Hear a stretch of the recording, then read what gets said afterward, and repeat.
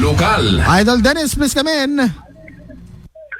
Agatol tuloy iti panang totok ti DPWH iti landslide area iti barangay Pansyana Pagod Ilocos Norte nangruna iti panagbali-balaw iti Panyampuna.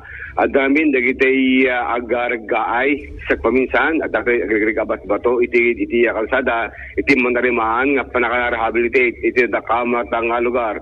Sigon ti DPWH masabulang ti extra precaution iti panaglasat ken panagbaling alerto tapos maliklikan iti panakatubag iti bato.